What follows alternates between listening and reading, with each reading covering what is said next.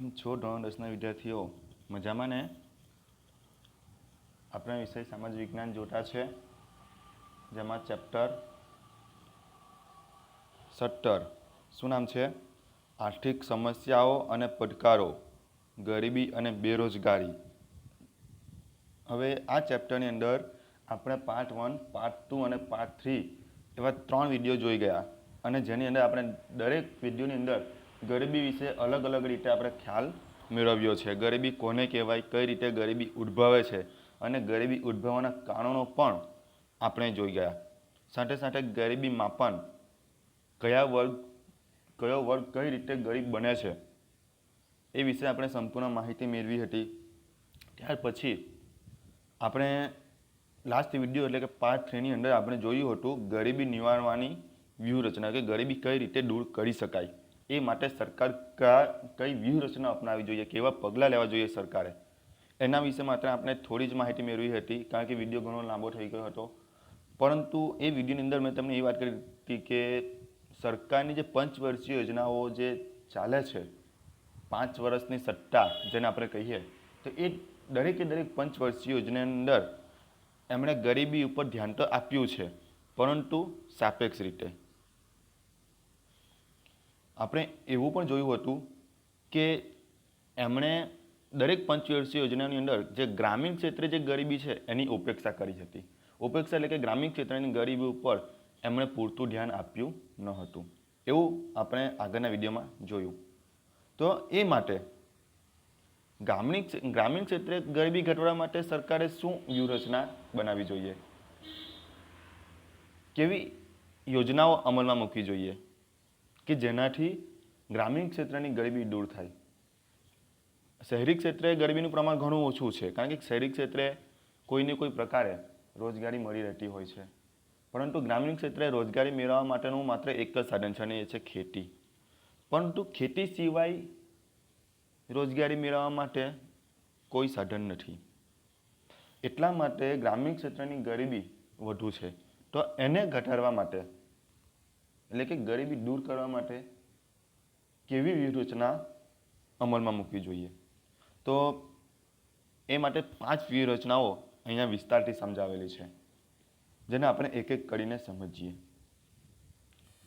તો જ્યારે આઝાદી પછી જ્યારે પ્રથમ પંચવર્ષીય યોજનાઓનો અમલ થયો 1951થી, તો એ આયોજનમાં, પ્રથમ પંચવર્ષીય આયોજનમાં એક સૂત્ર સરકાર દ્વારા આપવામાં આવ્યું, ગરીબી હટાવો. કયું સૂત્ર? ગરીબી હટાવો. એ સૂત્ર સાથે સરકારે આ યોજના અમલમાં મૂકી, અને મોટા પાયાના અને ભારે અને ચાવીરૂપ ઉદ્યોગોના વિકાસ પર એમણે વધુ ઝોક આપ્યો, એટલે કે વધુ ભાર આપ્યો ગરીબી હટાવવા માટે. આઝાદી પછી ગરીબી હટાવવા માટે, યાદ રાખજો, ગ્રામીણ ક્ષેત્રની નહીં, આમાં ગ્રામીણ ક્ષેત્રની વાત નથી કરી. આયોજન પછી ગરીબી હટાવવાના સૂત્ર સાથે સરકારે મોટા ઉદ્યોગો પર વધારે ભાર આપ્યો, અને તેના વિકાસ માટે અનેક પ્રોત્સાહનો પણ આપ્યા. ઉદ્યોગોના વિકાસ માટે, ગરીબી હટાવવાના પ્રોત્સાહન માટે નહીં, પણ કોના? ઉદ્યોગોના વિકાસ માટે અનેક પ્રોત્સાહનો આપ્યા, જેથી શહેરો વિકસે. અને બીજી બાજુ ગ્રામીણ ક્ષેત્રે હરિયાળી ક્રાંતિના લક્ષ્ય સાથે જમીન ધારા સુધારણા કાર્યક્રમના અમલ પૈકી ખેતી ક્ષેત્રનો વિકાસ સાધીને દેશમાં ઉત્પાદનમાં વધારો થશે. જો સરકારે શું વિચારેલું? સરકારે એવું વિચારેલું કે ઉદ્યોગોને પ્રોત્સાહન આપવાથી શહેરોનો વિકાસ થશે, અને બીજી બાજુ ગ્રામીણ ક્ષેત્રે હરિયાળી ક્રાંતિ થવાથી, ગ્રામીણ ક્ષેત્રે હરિયાળી ક્રાંતિ થવાથી ખેતી ક્ષેત્રમાં વધુ ઉત્પાદન થશે. સરકારે આવું વિચારેલું. રોજગારીની તકોનું સર્જન થશે, રોજગારી વધશે, અને તેથી આવક વધશે, જેના કારણે ગરીબી દૂર થશે. એટલે શું સરકાર જે વિચારે એ પ્રમાણે થાય ખરું? સરકારે શું વિચાર્યું? આઝાદી પછી પંચવર્ષીય યોજનામાં એમણે એક સૂત્ર મૂક્યું, ગરીબી હટાવો. અને ગરીબી હટાવવા માટે એમણે શું કર્યું? તો મોટા પાયાના ઉદ્યોગો પર એમણે વધારે ભાર આપ્યો, અને એના વિકાસ માટેના પ્રોત્સાહન આપ્યા. પરંતુ એના કારણે તો શહેરોનો વિકાસ થશે. ત્યારે સરકારે બીજી બાજુ શું વિચાર્યું કે ગ્રામીણ ક્ષેત્રે હરિયાળી ક્રાંતિ થવાથી ખેતી ક્ષેત્રમાં વધુ ઉત્પાદન થશે,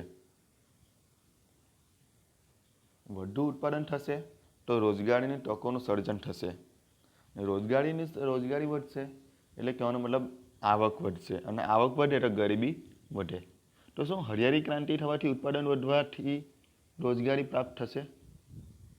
હરિયાળી ક્રાંતિની અંદર તો નવા નવા યંત્રો શોધાયા, તો યંત્રોએ તો માનવીનું સ્થાન લઈ લીધું, તો રોજગારી વધવાની? તમે જ વિચાર કરો. હરિયાળી ક્રાંતિને કારણે નવી નવી ટેકનોલોજી આવી, નવા નવા યંત્રો સાધનો આવ્યા, તો એનાથી તો માનવીની રોજગારી છીનવાઈ ગઈ. સરકાર તો એવું કહે છે કે એનાથી રોજગારી વધશે. કઈ રીતે રોજગારી વધવાની? સમજો છો ને મારી વાત? અને આ રીતે આવક વધતા ગરીબોની સ્થિતિ સુધરશે, આવું સરકાર કહે છે.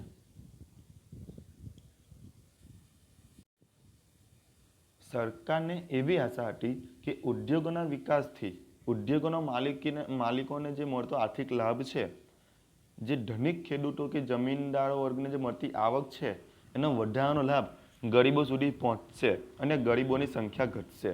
આ સરકારની આશા હતી કે ઉદ્યોગોને પ્રોત્સાહન આપવાથી, હરિયાળી ક્રાંતિ થવાથી, તો એનાથી જે માલિકો જે છે, જે ઉદ્યોગોના માલિકો અને જમીન માલિકો, ધનિક ખેડૂતો, તો એવા લોકોનો આવક વધવાથી ગરીબો સુધી એનો લાભ પહોંચશે અને ગરીબોની સંખ્યા ઘટશે. પરંતુ આવી આશા ઠગ નીવડી કે સફળ નીવડી નહીં. જે સરકારે વિચાર્યું તેવું બરાબર જ છે ને. હવે ઉદ્યોગો માલિકોનો લાભ વધે, ધનિક ખેડૂતોનો લાભ વધે, તો શું એ ગરીબ લોકો સુધી પહોંચવા દેવાના? આવા લોકો નહીં પહોંચવા દે. દેશમાં આર્થિક વિકાસની ગતિ ધીમી રહી. જુઓ, દેશનો આર્થિક વિકાસની ઝડપ હતી એ કેવી રહી? ધીમી રહી. મંદ આર્થિક વિકાસ, મંદ એટલે કે ધીમો આર્થિક વિકાસની સાથે આવકની અસમાનતા પણ વધી ગઈ. આવકની સમાનતા એટલે કે લોકો વચ્ચે ઓછી વધતી આવક થવા લાગી, એટલે કે ગરીબોની આવક ઘટી ગઈ અને અમીરોની આવક વધી ગઈ. એટલે આવકની અસમાનતા.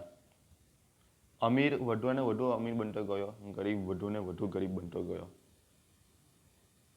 સંપત્તિનું કેન્દ્રીકરણ સમાજના ટોચના અમુક ધનિકોના હાથમાં જ રહ્યું. એટલે સંપત્તિ, મોટાભાગની સંપત્તિ દેશના ધનિક વર્ગ પાસે જ રહી. એવું કહેવાય છે કે દેશના 20% લોકો પાસે સૌથી વધારે સંપત્તિ છે, અને દેશના જે બાકીના જે 80% લોકો છે એની પાસે ખૂબ જ ઓછી સંપત્તિ છે. એટલે કે વધુ સંપત્તિ ઓછા લોકો પાસે, વધુ સંપત્તિ કોની પાસે? ઓછા લોકો પાસે, અને ઓછી સંપત્તિ વધુ લોકો પાસે. એટલે આ રીતે સંપત્તિનું પણ કેન્દ્રીકરણ થયું. કેન્દ્રીકરણ એટલે કે અમુક લોકો પાસે જ ટકી રહી સંપત્તિ, અન્ય ગરીબ લોકો પાસે સંપત્તિ વધી નહીં.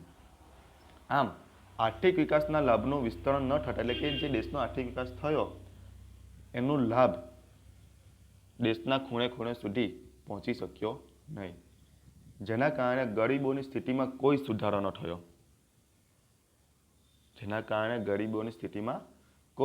થયો. અને આવકની અસમાન વહેંચણી થતાં, આવકની અસમાન એટલે કે મેં તમને કીધું ને કે અમીર લોકો પાસે વધુ ને વધુ આવક પ્રાપ્ત થતી ગઈ અને ગરીબ વ્યક્તિ પાસે ઓછી આવક. તો આ રીતે આવકની અસમાનતા વહેંચાઈ. જેમ કે અત્યારે પણ આપણે જોઈએ, છેલ્લા 5-6 વર્ષમાં લોકો પાસે પૈસાની ખૂબ જ તંગી પડવા લાગી છે. એમ બચત થતી જ નથી કોઈની પાસે. આપણે જોયું હશે નોટબંધી પછી એમ પૈસા જ નથી જોવા મળતા આપણી પાસે. મળે છે એવા પૈસા કે આપણે બચત કરી શકીએ, પણ અમીર વર્ગો પાસે અત્યારે કરોડોના કરોડો રૂપિયા બચત છે. પૈસાની સૌથી વધારે જરૂર કોને છે? આમ આદમીને. પરંતુ આમ આદમી પાસે જ કોઈ પૈસા નથી.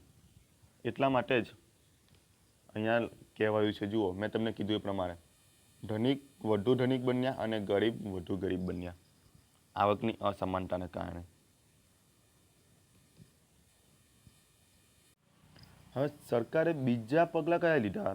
નંબર 2, ગરીબી ઘટાડવા માટે બીજા પગલાં કયા લીધા? તો સરકારે શું કર્યું કે સરકારે આવકની આ જે અસમાનતા છે ને એને દૂર કરવા માટે કરવેરાની નીતિ અપનાવી. તો કરવેરાની નીતિ કેવી? તો ગરીબોની જે જીવન જરૂરિયાતની જે વસ્તુઓ છે, જે જીવન જરૂરિયાત વસ્તુઓ મળી રહે, તેનું ઉત્પાદન વધે, તેવા હેતુસર એમણે શું કર્યું કે આ ધનિકોની ચીજ વસ્તુઓ કે સેવાઓ કે મોજ શોખની કે એવી બધી ચીજ વસ્તુઓ અને સેવાઓ પર તેઓની આવક પર ઊંચા દરે કરવેરા મૂક્યા. કોની? ધનિકોની બધી વસ્તુઓ પર. એટલે ગરીબો સામાન્ય ચીજ વસ્તુઓ વાપરી શકે એટલા માટે એમ પોતાની ચીજ વસ્તુઓ ખરીદી શકે ગરીબો, તો એટલા માટે એમણે ધનિકોની ચીજ વસ્તુઓ વપરાશી ચીજ વસ્તુઓ પર ખૂબ જ ઊંચા કરવેરા લાખ્યા. કરવેરા તમને ખબર છે જે ટેક્સ હોય તે. પરંતુ તેની સાથે ગરીબોની ચીજ વસ્તુઓ પાછળ ખર્ચ વધી ન જાય. જુઓ, ગરીબો પણ અમુક ચીજ વસ્તુઓ ખરીદતા હોય છે, તો એમાં એમનો ખર્ચ વધી ન જાય, તો એટલા માટે એમ ગરીબોનો આવકનો મોટો ભાગ એવી ચીજ વસ્તુઓ ઉપર ખર્ચાઈ ન જાય તેની કાળજી રાખી એમણે ચીજ વસ્તુઓની જીવન જરૂરિયાત ચીજ વસ્તુઓ માટે સરકારે વાજબી ભાવની દુકાનો શરૂ કરી. એટલે કહેવાનો મતલબ ગરીબોની આવક આવી મોંઘી ચીજ વસ્તુઓ પાછળ ન ખર્ચાઈ જાય એટલા માટે સરકારે પોતે વાજબી ભાવની દુકાનો શરૂ કરી અને નિયત જથ્થામાં રાહત દરે ઘર આંગણા સુધી એ ચીજ વસ્તુઓ ગરીબો સુધી પહોંચાડી, જેના કારણે ગરીબોનું જીવન ધોરણ ઊંચું લાવવાનો પ્રયત્ન કરવામાં આવ્યો સરકાર દ્વારા. એટલે હવે તમને આ મુદ્દામાં સમજ નહીં પડી, હું તમને ફરી પાછો સમજાવું. તો ગરીબોની જે ચીજ વસ્તુઓ છે કે જે સામાન્ય ગરીબ માણસ વાપરી શકે,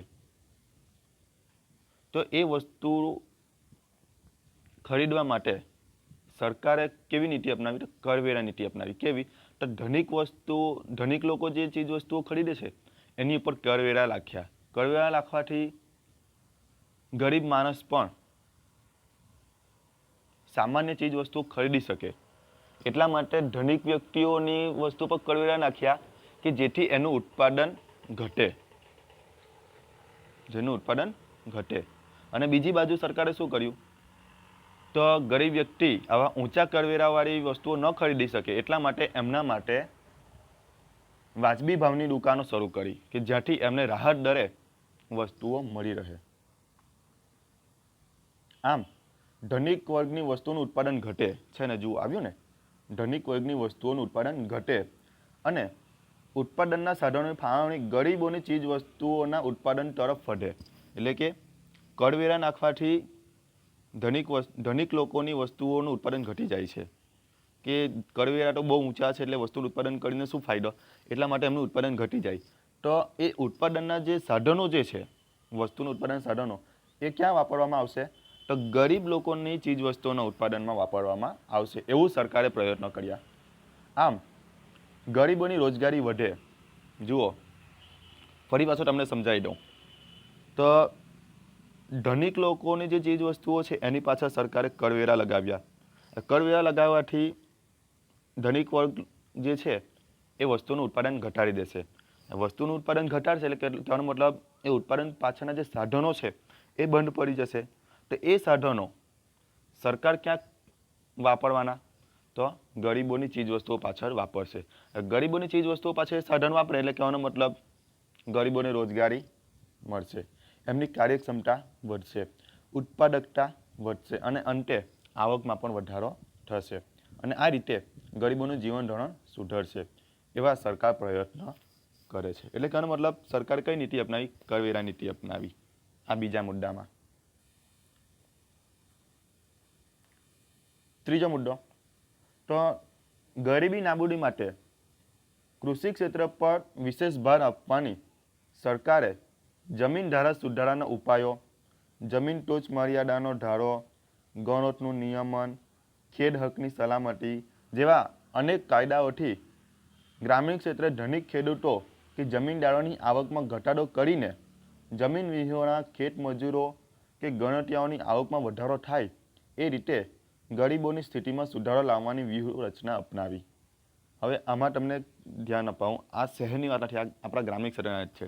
આજથી વર્ષો પહેલાં શું હતું કે નાના નાના ખેડૂતો પાસે ઓછી જમીન હતી, તો ખેતી કરવા માટે એ નાના ખેડૂતો મોટા ધનિક ખેડૂતો પાસેથી, જમીનદારો પાસેથી એમ જમીન ગીરવે મૂકીને પૈસા કેવું લેતા ખેતી કરવા માટે. તો જ્યારે ખેડૂત પૈસા ન ચૂકવી શકતો તો જમીનદારો શું કરતા? એ જમીન પડાવી લેતા. પછી અંતે ખેડૂતે એ જમીન પર ખેતી કરવી હોય તો ગણોટ આપવી પડતી. શું આપવી પડતી? ગણોટ, એટલે પૈસા આપવા પડતા ખેતી કરવા માટે. તો આવો ગણોટિયા, પછી જમીન સુધારાના ઉપાયો, જમીન ટોચમાં, એટલે કે ખેડૂતો પાસે ઓછી જમીન અને જે મોટા જમીનદારો જે છે એમની પાસે વધારે જમીન, એટલે કે એમની ટોચ મર્યાદા ખૂબ વધુ હતી.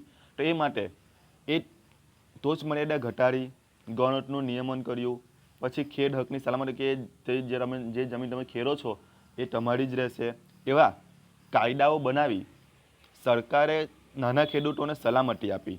સલામતી એટલે કે એમનું રક્ષણ કર્યું નાના ખેડૂતોનું, કે જેથી મોટા ધનિક ખેડૂતો એમનું શોષણ ન કરી શકે, મોટા જમીનદારો એમનું શોષણ ન કરી શકે. તો આ રીતે ખેડૂતોની આવકમાં વધારો થાય એ માટે સરકારે ઘણા બધા ખેતીને લગતા કાયદાઓ અમલમાં મૂક્યા છે. જોઈએ નંબર 4. ત્યાર પછી સરકારે બીજી ઘણી બધી યોજનાઓ અમલમાં મૂકી છે. આપણે નંબર 4માં આપેલું છે કે કઈ બીજી વ્યૂહરચના અપાવી. તો સરકારે શું કર્યું? ગ્રામીણ ક્ષેત્રના લોકોની ગરીબીમાં સુધારો થાય એટલા માટે કૃષિ અને કૃષિ આધારિત અન્ય ઉદ્યોગો, અન્ય પ્રવૃત્તિઓ વિકસે, જેમ કે પશુપાલન, ડેરી ઉદ્યોગ, મત્સ્ય ઉદ્યોગ, વનીકરણ, નાની મોટી સિંચાઈ યોજનાઓ, ગૃહ ઉદ્યોગો, કુટીર ઉદ્યોગો, લઘુ ઉદ્યોગો, એવા ગ્રામીણ ક્ષેત્રે નાના નાના ઉદ્યોગોનો વિકાસ થાય એ માટે સરકાર પ્રોત્સાહન આપે છે. અને પ્રોત્સાહન સ્વરૂપે સહાય, સબસિડી, લોન એવી સહાય આપે છે, જેના કારણે ગામડાના લોકો, ગ્રામીણ લોકો જેઓ ઓછા ખર્ચે એમ લઘુ ઉદ્યોગ, ગૃહ ઉદ્યોગ શરૂ કરી શકે, જેના કારણે એમને ખેતી સિવાય અન્ય આવક પણ પ્રાપ્ત થાય.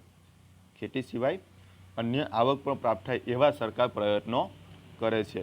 તે ઉપરાંત ગ્રામીણ યુવકોને વૈકલ્પિક રોજગારી મળી રહે, વૈકલ્પિક એટલે કે ખેતી સિવાય અન્ય બીજી રોજગારી મળી રહે તે હેતુથી શિક્ષણ, તાલીમ, કૌશલ્યો એમાં વધારો થાય તે માટે એમને રોજગારલક્ષી શિક્ષણ પણ આપવામાં આવે છે. રોજગારલક્ષી એટલે કે ITI એવું રોજગારલક્ષી શિક્ષણ પણ ગ્રામીણ ક્ષેત્રે આપવામાં આવે છે. તો આ રીતે ગ્રામીણ ક્ષેત્રે રોજગારીના નવા ક્ષેત્રો ખુલ્યા, જેથી લોકોની આવક વધારો થયો અને પરિણામે તેમની સ્થિતિમાં સુધારો લાવી શક્યા. તો આ રીતે સરકાર દ્વારા ગ્રામીણ ક્ષેત્રે સહાય, લોન, સબસિડી આપીને ખેતી સિવાય અન્ય પ્રવૃત્તિ પણ લોકો કરતા થાય, અન્ય પ્રવૃત્તિ પણ લોકો કરે એ હેતુથી ગરીબીમાં સુધારો કરી શકાય છે. ગ્રામીણની અંદર આપણે મોટે ભાગે જોઈએ તો કૃષિ જ વધારે થતી હોય છે, ખેતી, પરંતુ કૃષિ આધારિત ઘણા બધા ઉદ્યોગો છે જે આપણે ગ્રામીણ ક્ષેત્રે શરૂ કરી શકીએ. પશુપાલન છે, ડેરી ઉદ્યોગ છે, મત્સ્ય ઉદ્યોગ છે, કેટલા બધા ગૃહ ઉદ્યોગો છે, કુટીર ઉદ્યોગો છે. અનાજમાંથી આપણે બિસ્કિટ, વેફર્સ બધું બનાવી શકીએ ને, એ બધું ઘરે જ બનાવી શકીએ છીએ આપણે. તો આવા ઉદ્યોગો શરૂ કરવા માટે સરકાર પ્રોત્સાહન આપે છે, કે જેના કારણે ગ્રામીણ વ્યક્તિઓ, ગ્રામીણ લોકો ખેતી સિવાય અન્ય પ્રવૃત્તિ પણ કરીને આવક પ્રાપ્ત કરી શકે. તો આવી વ્યૂહરચના પણ સરકારે અપનાવી છે. તે ઉપરાંત આપણે 5 નંબર જોઈએ કે સરકારે બીજી કઈ વ્યૂહરચના અપનાવી. તો ગ્રામીણ ક્ષેત્રના લોકોનું જીવન ધોરણ ઊંચું આવે અથવા ગામડાઓનો વિકાસ થાય એટલા માટે સરકારે ગ્રામીણ ક્ષેત્રે શિક્ષણ, સ્વાસ્થ્ય, વસવાટ, જુઓ શિક્ષણ એટલે આપણે ત્યાં ગામડાની અંદર સ્કૂલો તો છે જ, સ્વાસ્થ્ય એટલે કે પ્રાથમિક આરોગ્ય કેન્દ્ર પણ આપણને ગામડાની અંદર જોવા મળે છે, વસવાટ એટલે કે સરકારી વસવાટ પણ આવેલા છે, રોજગારી, કુટુંબ નિયોજન, સંદેશા વ્યવહાર, આંતર સુવિધાયુક્ત માળખા સુધાર્યા, એટલે કે ગ્રામીણ ક્ષેત્રની અંદર સરકારી વસાહતો આવી, સિંચાઈ, સડક, પાક સંરક્ષણ, કૌશલ્ય અને તાલીમ ક્ષેત્ર, ખેતી ક્ષેત્રે સુધારાઓ કર્યા, પાકની વિવિધ જાતોમાં સુધારા કર્યા, બિયારણ, ખાતર, ટ્રેક્ટરની સુવિધા માટે બેંક લોનનું ધિરાણ, એવું કેટલી પ્રકારની સગવડો આપીને એમ ગ્રામોદ્ધારના અનેક વિવિધ દ્વાર ખોલી મૂક્યા છે, પગલાં ભર્યા છે. ગ્રામીણની અંદર વધુને વધુ વિકાસ થાય એવા કેટલા બધા સરકારે યોજનાઓ દાખલ કરી છે. ઘર આંગણે યુવકો માટે રોજગારીના દ્વાર ખોલ્યા છે, કારણ કે ગામડાની અંદર જ બિલ્ડિંગ, સરકારી બિલ્ડિંગો બનાવવા માટે, તળાવો ખોદાવા, અન્ય રસ્તાઓ, પાકા રસ્તાઓ બનાવવા માટે. તો એવી કેટલી બધી યોજનાઓ ગ્રામીણ ક્ષેત્રે સરકારે અમલમાં મૂકી છે, જેથી ગામડાના લોકલ વ્યક્તિઓને રોજગારી મળી રહે અને શહેરોનું સ્થળાંતર ઘટે. રોજગારી શોધવા માટે ગામડાના લોકો શહેરો સુધી જાય છે, પરંતુ જો એ ગામડાના લોકોને ગામડાની અંદર જ રોજગારી મળી રહે તો શહેરો તરફનું સ્થળાંતર ઘટે અને તેની સાથે શહેરોની વસ્તી પણ કંટ્રોલમાં રહે. એટલે કે ગામડાના લોકો શહેરમાં જાય એટલે શહેરની વસ્તી વધે, પરંતુ જો ગામડાની અંદર જ રોજગારી મળી રહે તો ગામડાના લોકો શહેરમાં જાય નહીં, જેના કારણે શહેરની વસ્તી પણ કંટ્રોલમાં રહે. ગ્રામીણ કે નગર કક્ષાએ શાળા, માધ્યમિક અને ઉચ્ચ માધ્યમિક શાળા, તે ઉપરાંત તાલુકા કક્ષાએ કોલેજો, તે ઉપરાંત ટેકનિકલ અને વ્યવસાયલક્ષી કોલેજો, ટેકનિકલ અને વ્યવસાયલક્ષી ડિપ્લોમા અને આઈટીઆઈ જેવા, તે ઉપરાંત તાલીમ કેન્દ્રો, એવું સરકારે ઊભું કર્યું છે કે જેના કારણે ગામડાના લોકોએ શહેરો સુધી દૂર દૂર સુધી જવું ન પડે. તે ઉપરાંત યુવક યુવતીઓને ઉચ્ચ શિક્ષણ પૂરું કરે, યુવક યુવતીઓ એટલે કે વિદ્યાર્થીઓ ઉચ્ચ શિક્ષણ કોલેજનું શિક્ષણ પૂરું કરે ત્યાં સુધી આર્થિક સહાય રૂપે સ્કોલરશીપ આપવામાં આવે છે. તે ઉપરાંત ફી માફીની સુવિધા પણ આપવામાં આવે છે. આશ્રમ શાળાઓ એટલે કે હોસ્ટેલની સુવિધા આપવામાં આવેલી છે. કન્યા કેળવણી એટલે કે છોકરીઓ માટે અલગ સ્કૂલો ઊભી કરવામાં આવી છે અને એમને શિષ્યવૃત્તિ, આર્થિક સહાય પણ આપવામાં આવી છે. એવા કેટલાય પ્રકારના સરકાર દ્વારા એમ એવું કહી શકાય કે યોજનાઓ અમલમાં મૂકી ગામડીના ગરીબ બાળકો જે ઊંચી ફી નથી ભરી શકતા, તો એઓને આ રીતે સ્કોલરશીપ આપીને મફત શિક્ષણ આપવામાં આવ્યું છે. તમે જુઓ, શિષ્યવૃત્તિ આપવામાં આવે છે ફી ન ભરી શકે એટલા માટે. તે ઉપરાંત કેટલા લોકોની ફી માફી આપવામાં આવે છે સરકાર દ્વારા. મફત પુસ્તકો આપવામાં આવે છે, યુનિફોર્મ આપવામાં આવે છે. હવે તો બસની અંદર છોકરીઓ માટે ફ્રીમાં પાસ આપવામાં આવે છે, મફત મુસાફરી. જોયું છે ને કે જેથી તેઓ પૈસા ન ખર્ચી શકે અને ભણવા માટે આગળ વધે. તો આ રીતે સરકાર દ્વારા કેટલા પ્રકારની વિદ્યાર્થીઓ, સ્ટુડન્ટો માટે શિક્ષણની અંદર વધારો કરવા માટે પૈસાની સહાય આપવામાં આવે છે, રૂપિયાની સહાય મફત કેટલા પ્રકારની. હવે તો સ્કૂલો, કોલેજોની અંદર માત્ર ઓછા ખર્ચે વિદ્યાર્થીઓ ઓનલાઈન ભણી શકે એટલા માટે ટેબ્લેટ આપવામાં આવી રહ્યા છે. આવી રહ્યા છે ને ટેબ્લેટ આપવામાં. આમ સરકાર ગરીબોને ગરીબી દૂર કરવા માટે ક્રમબદ્ધ ખૂબ જ બધા પગલાઓ ભરી રહી છે અને આ પગલાઓ અમલ થવા છતાં અર્થતંત્રમાં ઘણે સુધી ગરીબી હજી સુધી ઉખાડી ફેંકવામાં સરકાર નિષ્ફળ નીવડી છે. એટલે કહેવાનો મતલબ સરકારે જે સ્વપ્નો સેવેલા છે એમાં તેમણે ઘણા બધા પગલાં તો ભર્યા, પરંતુ વસ્તી વધવાના કારણે અને આ બધી યોજનાઓનો લાભ મોટે ભાગે ગરીબો સુધી હજુ સુધી પહોંચી નથી શક્યો. એ અમીર લોકો ગરીબ બનીને એનો લાભ લઈ લાગેલા છે. અમીર લોકો ગરીબ બનીને એ બધી યોજનાઓ પોતાના ખિસ્સામાં મૂકી દેવા લાગેલા છે. એટલે કે સરકારે ગરીબો માટે યોજનાઓ તો અમલમાં મૂકી છે, સહાયો પણ આપી છે કેટલાય રૂપિયા, પરંતુ એ ગરીબો સુધી પહોંચી શકી નથી. અને એ ક્યાં પહોંચી? અમીરોના ખિસ્સામાં પહોંચેલી છે.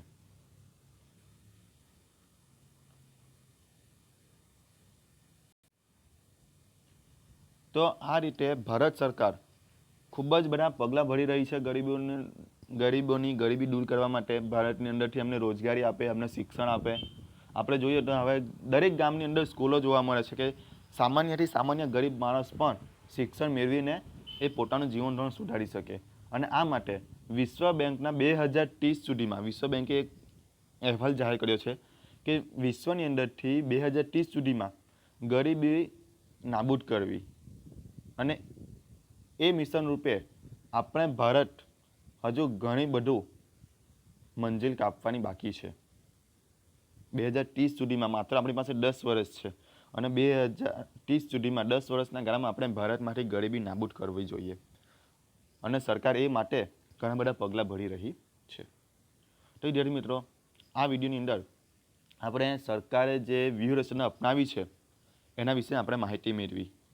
કે ગરીબી કઈ રીતે નિવારી શકાય, કઈ રીતે દૂર કરી શકાય, અને એને આપણે વિસ્તારથી જોયું પણ.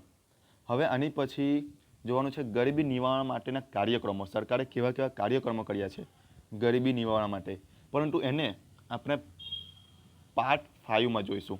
આ હતો આપણો પાર્ટ 4. આ છે આપણો પાર્ટ 4. તમને પાર્ટ 1, 2 અને 3 પોસ્ટ કરી આપવામાં આવ્યા છે. આ હતો આપણો પાર્ટ 4. હવે જોઈશું આપણે પાર્ટ 5, જે થોડા દિવસની અંદર તમને પોસ્ટ કરી આપવામાં આવશે. અને પાર્ટ 5ની અંદર આપણે સરકાર દ્વારા જે કાર્યક્રમો અમલમાં મૂકવામાં આવેલા છે ગરીબી નિવારણ માટેના, એના વિશે એક એક કરીને માહિતી મેળવીશું. તો આ વિડીયો આપણે અહીંયા આગળ પૂરું કરીએ. ચલો આવજો.